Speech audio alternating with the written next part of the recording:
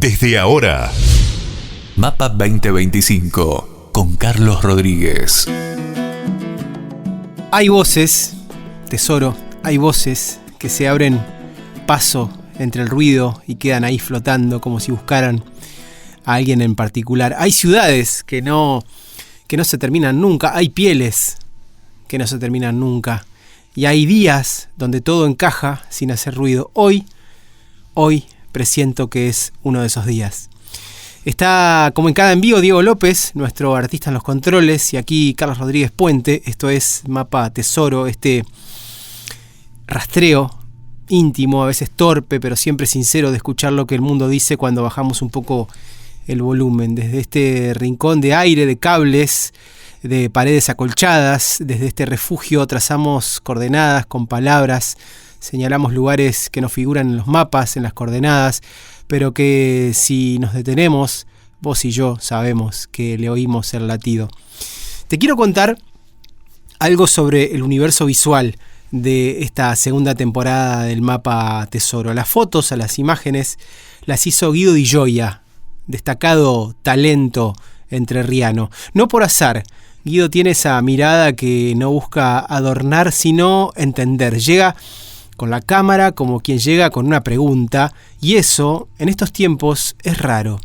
Me escribió que tenía una idea, que había una esquina en Concordia, en el bar Matés, que podía funcionar como escenario, y me capturó esa expresión. No me habló de fondo, me habló de escenario, y tenía razón. Aunque ese bar quedara lejos de Madrid, él logró algo más difícil, que es recrear o crear, en todo caso, una atmósfera. Esa mezcla de sombra y vermú, de paso lento por callecitas que huelen a pan y a tapa anhelada, esa sensación de ir de bar en bar como quien busca sin saber del todo qué.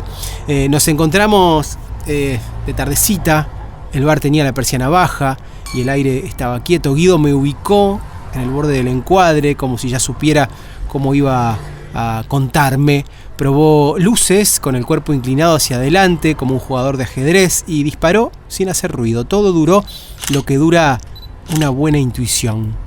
Las fotos no parecen de Concordia, las fotos no parecen de Madrid, parecen de un lugar intermedio, ese territorio suspendido donde a veces se instala el recuerdo. Nos quedamos un rato más ahí, sin apuro. El bar seguía cerrado, pero la escena ya había dicho lo suyo. Guido con su cámara no capturó una esquina, capturó una nostalgia en tránsito. Episodio 2, temporada 2025. Estamos listos. Empieza la búsqueda. Carlos Rodríguez en la radio pública de Concordia. Ese martes me desperté con la sensación de estar parado al borde de algo. No una cornisa de esas que dan vértigo, sino una de esas otras, las que dan ganas de saltar. Afuera, Prosperidad ya estaba despierta. Olor a pan tostado, a café recién hecho, a primeras persianas subiéndose con parsimonia. Madrid se desperezaba con una claridad suave, sin apuro, como quien empieza el día con la certeza de que algo bueno puede pasar. En la plaza, los árboles filtraban la luz con esa delicadeza que tienen los días agradables, los que no exigen ni se imponen. El aire traía un rumor de calles vivas, de gente que camina sin correr. Recién, antes de empezar a grabar, el artista en los controles me preguntaba cómo me trató el clima en Madrid, y ahí tiene una buena postal. Eran las 9:00, mayo ya estaba bien plantado en el calendario, tibio, con ese sol que parece hecho de polvo dorado. En la plaza del barrio, un jubilado entrenaba a su perro con una seriedad que parecía prestada de otra época. Bajé al metro con una mochila liviana, pero con el cuerpo levemente inclinado hacia adelante, como si llevara algo más pesado. Iba a grabar la primera entrevista para un medio argentino con Ángeles Toledano, que canta como si le prestaran la garganta a los siglos de ayer, nunca o después. En el andén, el aire tenía ese olor metálico de siempre. Subía la línea 4 como quien entra a una cueva. Prosperidad, Alfonso XIII, Avenida de América. En Diego de León cambié de línea. El movimiento ya lo tengo incorporado, pero hoy todo me parece distinto. Como si Madrid, esa ciudad que ya es mía sin saberlo, me mirara con un leve guiño. En la línea 2, dirección Sol, el vagón estaba lleno de versiones simultáneas del cansancio. Un hombre leyendo el Marca, una chica con el Candy Crush, un adolescente con auriculares que no terminaban de contener su reggaetón. Iba pensando en lo que iba a decir, no lo tenía claro aún cuando había bocetado algunas preguntas en mi libretita de viaje. Quería que fuera una conversación, no una entrevista. No sabía si eso era profesional o un capricho. Desde que la vi en vivo, en el escenario de Plaza Mayor, Ángeles Toledano me parecía, y me sigue pareciendo, una especie de medium. Alguien que cantaba con la boca llena de historia y rabia contenida, como si en vez de palabras emitiera brasas, cenizas calientes. Su voz tenía y tiene algo que se quedaba pegado, como los olores que no se lavan con agua fría. Me bajé en Sevilla y salí a la superficie. El cielo de Madrid era ese tajo azul. Caminé por Alcalá con una mezcla extraña, algo entre la certeza y la fuga. La emoción me caminaba por dentro como un animal chico que no sé si alimentar o dejar libre. El edificio donde íbamos a grabar estaba sobre una calle lateral, cercana ahí a Plaza Mayor, con árboles discretos y balcones cosmopolitas. El ascensor era de esos industriales, toscos, sin espejos y perfume a novela de espías. En la oficina, Almudena me ofreció café, pero lo rechacé. Temía que la cafeína me sacudiera justo cuando más necesitaba escuchar. Nos sentamos en una mesa y Ángeles me intimidó. Estás en la silla del jefe, que ahí es el espacio de Presser. Un instante antes, cuando entré y vi a Ángeles, me pareció que arrastraba consigo algo más que su cuerpo. Traía una presencia, como si ya viniera cantando desde lejos, aunque estuviera en silencio. Nos saludamos, cruzamos algunas frases iniciales, las necesarias para tantear la temperatura. Ella tenía una mirada que no buscaba aprobación, una mirada que más bien parecía decir: no necesito convencerte de nada. Nos sentamos frente a frente y le di rec al grabador. Y entonces habló. Y habló como si se hubiera rajado el cielo. Ángeles habla con la voz llena de surcos, de patios andaluces, de cocinas con mujeres que entonan mientras pelan, de tablaos donde hay hambre y hay luces. Cada palabra suya parecía tener un eco como si viniera de otro lado, como si alguien antes la hubiera dicho por primera vez y ella solo la estuviera repitiendo con más fuego. Habló de sus orígenes, de su familia, del cante, de lo que no se aprende. Habló del cuerpo como instrumento, de la primera vez que se le quebró la voz frente a un público. Yo preguntaba con cuidado, como quien toca algo frágil. No quería interrumpir nada, no quería dejar afuera ninguna grieta. Cuando terminó la grabación, hubo un silencio breve, no incómodo. Más bien fue un silencio que parecía decir: esto fue suficiente. ¿O no, guapa? Me regaló su disco en vinilo, antes lo firmó en la carátula y yo, torpe, me corté el dedo con un borde filoso del packaging. Nos despedimos con un abrazo, caminé hacia el metro con la sensación de haber salido de un lugar que no se puede volver a pisar igual, como si acabara de presenciar algo que no se deja contar del todo. La ciudad seguía ahí, Madrid seguía ahí, idéntica, pero yo no. Yo tenía una certeza nueva, no una certeza cómoda, sino de esas que te obligan a seguir, la certeza de que a veces el periodismo no es otra cosa que eso, poner un micrófono en medio del incendio y esperar a que alguien lo encienda, y volver a casa con olor a humo en el pecho.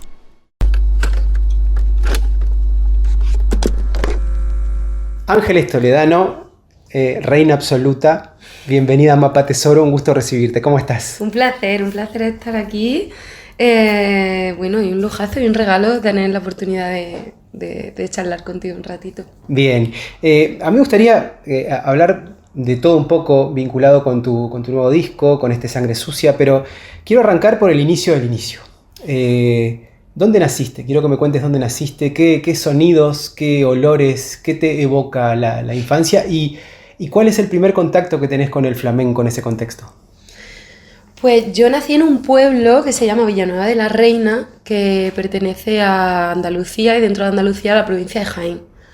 Es un pueblo muy pequeño, tiene 2.800 habitantes, pero sí que es verdad que en Andalucía hay una probabilidad muy alta de encontrarse con el flamenco, porque los eventos que se desarrollan durante el año, ya sea romería, feria, reuniones familiares, pues casi siempre, si no sale una sevillana, sale una rumba, si no sale una rumba, salen unos tangos, un cante popular de mi pueblo, que hay muchísima música popular en mi pueblo, aunque es muy pequeño.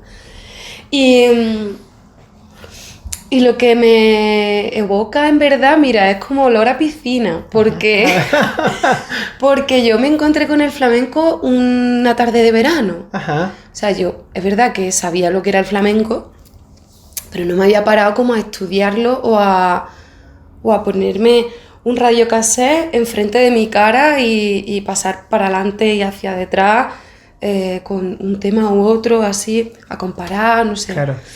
Y una tarde de verano fui a casa de mi abuela porque me había dejado otro CD que me gustaba mucho y era la hora de la siesta.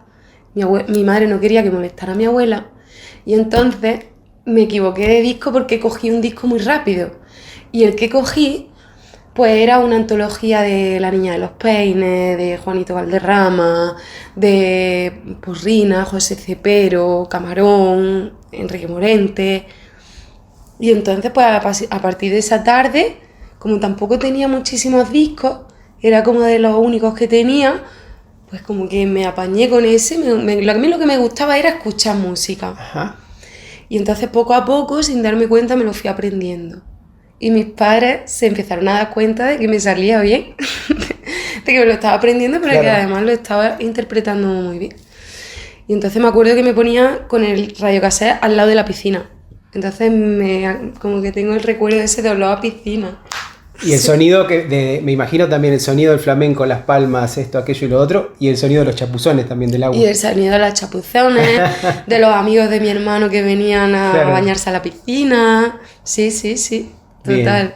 Bien. Y un poco allanaste el camino ahí de la siguiente pregunta que te iba a hacer, que era ¿qué escuchabas en ese momento? Si querés podés ahondar también ahí, pero me interesaría saber ¿qué leías también? ¿Quiénes te acompañaban desde la literatura en los libros? Pues desde muy pequeña me ha encantado leer siempre. Y de hecho aprendí a leer súper pequeña. Y tengo un montón de libros de cuando era pequeña porque leía muchísimo, pero no me acuerdo muy bien. Bueno, Las Mil y una Noches, ¿Dónde estará el señor Spock? Creo que era otro. No sé, como libros de niños y de niñas que... Y me los leía una y otra vez. Las Tres Mellizas, me encantaban Las Tres Mellizas. No sé, he sido también muy de novela infantil. Claro. Porque me encanta muchísimo esa parte de ironía, de, no sé, como de dulzura, ternura, de esa parte sensible, infantil, ingeniosa. Y me gustaba mucho eso y de hecho me sigue gustando mucho. El show que vi en vivo hace unos días ahí en Plaza Mayor, cuando presentaste a los músicos que te acompañaban, cuando mencionaste a tus dos compañeras cantadoras, hablaste de que fueron tus primeras compañeras o se conocen de la época de flamenco de niñas. Qué bueno consolidar esa tribu ya de pequeña y sentir también que la tribu se va agrandando, ¿no? Porque era un montón de gente la que estaba ahí, que de repente va porque es un espectáculo público del aire libre, pero había mucha gente que se acercó porque sabía que eras vos y estaba vibrando allí. Qué guay y qué maravilla también como que me hagas darme cuenta de esa dimensión de que cuando éramos muy pequeñas nos teníamos Belén y yo y éramos como súper amigas porque nos gustaba a las dos lo mismo y no encontrábamos a nadie que le gustara lo mismo que a nosotras, porque nos gustaba música de personas muy mayores, realmente, éramos como bichos raros, por así decirlo, y entonces las dos éramos muy amigas por eso, y ver que ahora lo podemos compartir con muchísima más gente, ya no solo el público, sino que nuestra red de amigas, ya todas o casi todas nos gusta el flamenco y podemos hablar de ello, compartimos, ellas comparten otras cosas con nosotras, claro, y nos retroalimentamos entre todas desde los diferentes géneros y desde esa mezcla, porque aquí en Madrid hay muchísima mezcla. Sangre Sucia, ¿qué involucra el título del disco conceptualmente? ¿Cómo lo sentís? Conceptualmente es porque yo cuando empecé a darle forma a todos los temas siempre decía, quiero que sea muy crudo, muy sucio, no quiero hacer, o sea, no quiero que se escuche perfecto y que estemos en el estudio cortando el milímetro y pegando, no, que si esa toma ha salido y tiene espíritu, es que me da igual que no sea perfecta, porque eso es lo que quiero. O sea, quiero que nos veamos ahí. O sea, que el flamenco no pierda ese carácter de cortar y pegar en Pro Tools y que tengas como esa parte directa, que no se corta, que ese mensaje no se adultera. Claro, no se filtre, digamos. Claro. Sí. Y entonces yo siempre tenía como en mi boca como eso, que sea muy sucio, que sea sucio. Yo quiero suciedad, no, que esto suene feo, que quiero que suene feo. Y luego aparte que me siento mucho más identificada con toda la parte pues no normativa de la vida, porque es verdad que desde la infancia y con el flamenco, que es una música de mucha norma, pues desde pequeña me he sentido como que tenía que le debía algo a alguien todo el rato, o que le debía a la afición del flamenco, a esa masa de gente que se llaman puristas. Claro, claro. Y como que siempre me he sentido con esa responsabilidad. Pero ya como con 18 años tuve ahí una crisis existencial que dije, joder, pero es que yo creo que no le debo nada a nadie. Y empecé un poco a investigar por mi cuenta. Y no se levantaba nadie. O sea, iba a una peña de personas mayores y tal, no sé qué, y cantaba yo ya mi rollo, así y tal, y la gente se quedaba en plan... No. Y yo me iba y le decía a mi madre, mamá, no sé si lo estoy haciendo bien, si lo estoy haciendo mal. Yo es lo que me gusta, pero es que yo también quiero que, no sé, que por lo menos sentí el calor de la gente. Y creo que es que estaba situada en un lugar en el que no se me entendía, quizá. Y ya que todo se reubica, pues me siento muy contenta porque esa conversación en la performance también es... Bueno, el público me devuelve cosas que son bonitas también. ¿Y qué sentís en ese momento que podríamos graficarlo como una suerte de no sé, raro naufragio? ¿Qué te rescató de eso? De decir, bueno, yo tengo que seguir profundizando igual, más allá de que esta gente por ahora esté acá, no me dé bola, como decimos en Argentina, esté ahí impávida. ¿Qué te hizo el clic de decir, bueno, mi camino es este, quiero seguir por acá? Claro, que me daba igual, en verdad. Okay. O sea, que yo en ese momento era como, jo, qué pena, porque era el momento como del concierto, pero luego es que llegaba a mi casa y me ponía a escuchar, y me ponía con el ordenador, y me ponía a grabar, y me ponía no sé qué, me ponía a investigar, y es que no podía parar. Y yo sentía, como era una frase muy, muy basicorra, pero que yo decía, tío, es que yo no me voy a rendir nunca.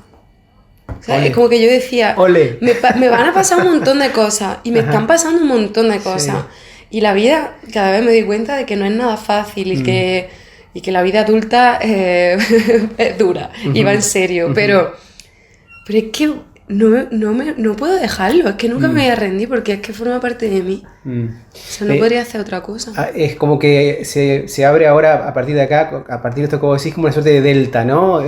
Uno de esos brazos tiene que ver con la pregunta que se viene, me parece, en primer lugar, que es cómo ser mujer y cantadora y liderar tu proyecto artístico y plantarte sobre un escenario en un género que es eminentemente por ahí machista y que tiene sus escenas de, podríamos llamarlo eufemísticamente micromachismos, pero ya de machismo sin la palabra micro, ya no solo desde el escenario, sino también a veces desde el público, ¿no? Ocurre eso. Sí. ¿Cómo lo vivís vos capitaneando tu propio proyecto y plantándote ahí en el escenario? Pues con muchos ovarios, la verdad, porque he tenido momentos muy duros con todo este tema, pero bueno, en todos los ámbitos, en verdad, ya no solo en la música, sino en cada ámbito de la vida, como que esa justificación doble siempre ha tenido que estar, ya en el cole mismo, como, no sé, en educación física o en cualquier ámbito así, no sé, notorio. Yo decía, ¿por qué yo, cuando era más pequeña, ¿por qué los tíos se pueden sacar los calzoncillos así y yo que tengo la media metida, me tengo que ir al baño a ponerme la bien, ¿sabes? Como cosas de ese tipo que yo decía de pequeña, como que ya me daba cuenta de que algo estaba pasando, ¿no? Y en la música y el flamenco, pues es muy triste porque Sí que es verdad que todas hemos sentido muchísimo el yugo del patriarcado y el machismo, pero un machismo muy violento también, un machismo desde la violencia, porque todas hemos escuchado historias de no hace de tantos años en camerinos, estando con mujeres, diciéndonos cosas muy duras, que eso se nos ha transmitido a nosotras también, y es un dolor que sentimos dentro nuestra, y cosas que nosotras también hemos vivido, de ten cuidado con este, cuando hacéis el bolo y se toma 2 copas, ten cuidado, o en ensayos de que ellos a lo mejor cantan así por lo bajito y tú lo tienes que dar todo en plan, o intentas cantar por lo bajito, no, tú tienes que darlo todo y te tienes que levantar y tú tienes que bailar y tú, a ver, levántate que te vea, a ver, para la foto, y a los hombres, ¿sabes? Como, a ver, date la vuelta, no sé qué, recógete el pelo, como ese tipo de cosas que a los tíos, y ha sido muy doloroso, pero bueno, al final, a base también de rodearme de una red de amigas de mucho apoyo y conocer a amigas que nos demostramos entre todas que estamos ahí, que a lo mejor no nos conocemos, pero estamos en Instagram, que creo que las redes sociales también son una red de apoyo súper importante, por si ves a una amiga en un cartel con un chaval que te ha pasado algo, advertir, pues ahí, y creo que ahora la parte femenina del flamenco estamos como muy concienciadas en apoyarnos entre nosotras. Claro. Entonces ahí nos sentimos más fuertes. El concepto de tribu, ¿no? Vuelve. Ahí. Tu voz, ¿cómo te relacionas con tu voz como expresión? ¿Desde qué punto de vista te lo pregunto? Porque, por un lado, al haberte visto en vivo y tener el disco escuchado también a través de plataformas, y ahora me lo llevo en físico, en vinilo y en CD, uno puede apreciar que hay una dualidad que, por un lado, cargas toda una mochila, en el mejor de los sentidos, de una maleta de tradición en tu cante, en tu manera de expresión, pero también como una Polaroid, ¿no? de actualidad, de esto nos pasa a las mujeres españolas, esto le pasa a las chicas de mi edad, somos mujeres, tenemos que pelear, tenemos que ser resilientes, la pucha, menstruamos también. Sí, Digo, sí. nada, ¿cómo manejás la voz a nivel expresión, comunicando, teniendo que comunicar todo eso? Pues todavía estoy en investigación con eso un poco, ¿no? Es verdad que como en la parte literaria no puedo escapar del carácter flamenco tampoco, aunque cuente o quiera hacer eco de las cosas cotidianas que nos pasan, pero no me gustaría perder como esa parte lírica del flamenco bonita por adaptarme a lo urbano. Claro. O por adaptarme a algo muy, muy actual, no, quiero que de verdad como que todo ese carácter lírico se renueve de verdad, pero bueno, no con sus normas, sino con las cosas que lo caracterizan, por lo menos. Y eso un poco a nivel literario, luego pues a nivel discurso también, yo creo, ¿no? En estos momentos, yo creo, ¿no? En eso dices, como o mi voz como sonido. Sí. Ambas, tu voz como sonido, tu voz como manera de expresión, tu voz en cuanto a chicas que se puedan identificar con lo que vos cantás y decís. Bueno, eso es increíble porque yo solo pienso en las niñas... Tu voz como canal. Yo solo pienso, cuando empezamos a hacer el disco yo decía, yo quiero que las niñas adolescentes sean las que se sientan identificadas. Y es verdad que como ahora, como muchas niñas, en plan con 13, 14, que escuchan por las niñas, y era mi cometido, la verdad.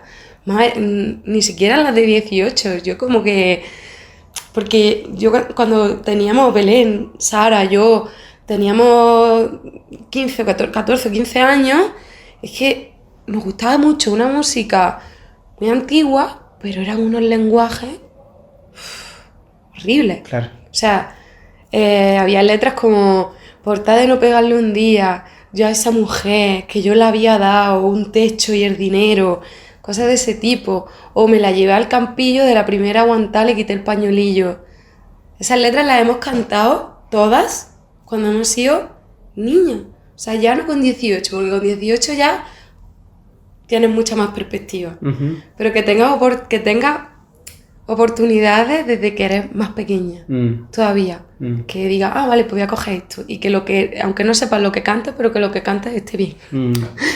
Vivo el flamenco en todas sus formas, dijiste vos en un momento sobre el escenario, y digo, lo que uno ve sobre ahí la planta escénica es, te ve a vos, ve a tus compañeras cantoras, ve un guitarrista, ve un baterista, percusionista, pero también vos trabajás con un sampler al lado, en un momento invitaste a una DJ programadora con la que están por sacar un single nuevo, que me gustaría que me cuentes un poco de eso. Estás muy atenta también a lo que le sucede a tu propia generación, ¿no? Con esto de la incorporación de los implementos electrónicos y los beats. Sí, es que me encantan también, tengo muchísima influencia de la electrónica, además que en mi pueblo, aparte del flamenco, la fiesta de mis amigas siempre ha sido levantar la parte de atrás de un coche y breakbeat, bombo y jungle y todo ese tipo de cosas. Entonces es algo que también vive en nosotras. Como que hay una expresión del ole, pero también hay la expresión de vamos a levantar polvo, ¿sabes? De esto de las pataditas para arriba, claro, bailando breakbeat. Entonces, que son cosas que van a la vez. Yo por la tarde estudiaba flamenco, pero cuando salía de fiesta lo que he escuchado en las fiestas siempre ha sido electrónica. Además que mi grupo de amigas siempre nos ha gustado muchísimo más ir a fiestas electrónicas seguras, con, no sé, con sus dinámicas de seguridad para nosotras. O contenidas, o que ustedes tuvieran claro de que no iba a pasar nada claro, malo. Total. Y nos hemos sentido como mucho más arropadas en ese tipo de fiestas que en fiestas de discoteca, escuchando otra cosa. Bueno, da igual, a mí me encanta toda la música, pero no sé. Entonces, pues no podía dejar que eso estuviera fuera del proyecto, porque es que también decía, no puedo salir, porque ya las responsabilidades que tengo, no puedo estar de fiesta, por lo menos ahora, claro. No me puedo permitir estar de fiesta hasta las 7 de la mañana como estaba antes, o no sé, pegarme un after y a una rave, ya no lo puedo hacer, pues voy a hacerlo en el concierto. Claro. Porque claro, por lo menos que luego se acaba el concierto y todos se van de fiesta y yo me tengo que ir a mi casa. Pues no, pues la fiesta va a ser en el concierto. Y está muy bien que así sea. Y hay una fiesta lírica, ¿no? Dentro de lo que es tu poesía, lo que va a parar a tus discos, a tu material. Pienso en la generación del 27, pienso en Lorca, pienso en Rafael Alberti, pero pienso también en el presente, en la lírica, en la poesía de Sara Torres, de la que también abrevás. ¿Qué te dan aquellos, los del 27, y qué te dan los de ahora, los del 25? ¡Wow! ¡Qué pedazo de pregunta! Los del 27... Los del 27 en verdad me enamoraron completamente, yo creo. Además estuve muy obsesionada en una época con toda esa generación. Hombre, Lorca es una súper referencia. Y ahí aprendí en verdad el carácter directo de la lírica española también y de la poesía española y del flamenco con Lorca. Porque Lorca en 4 versos te ha contado una novela entera.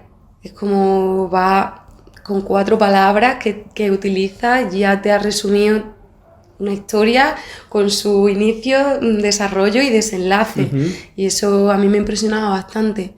Pero luego también en mi boca, por así decirlo, con el flamenco he tenido también a Machado, con muchísimo, Alberti también, por supuesto, Becker, que están en la lírica flamenca y que García Márquez también, claro.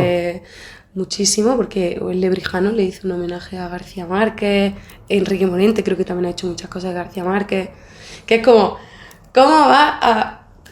O sea, es súper difícil la poesía de García Márquez meterla en el flamenco, porque el flamenco es como muy directo, muy y García Márquez es mucho más extenso, ¿no? Como tiene como letras mucho más extensas. Y aparte es prosa, ¿no? Claro, es como súper, no hay rima, así por decir que haga pum, pum, pum, pum. No, o sea, como muy difícil. Pero lo hacían y era increíble y era una manera de investigar en la poesía y eso también me aportó muchísimo. Y ahora con Sara, pues lo que me aporta es una belleza absoluta a la hora de escribir, una manera de definición del espacio que me apasiona, o sea, como quién le puede escribir un libro a su perro y que sea increíble, que sea el libro de un perro más bonito que has leído en tu vida, Sara Torres. O sea, como todo lo que escriba lo hace bonito. Y es como que cuando dejas de leerla casi que te sientes un poco huérfana, en plan de, bueno, ¿y ahora la vida qué sentido tiene si no me está explicando todo lo que pasa Sara?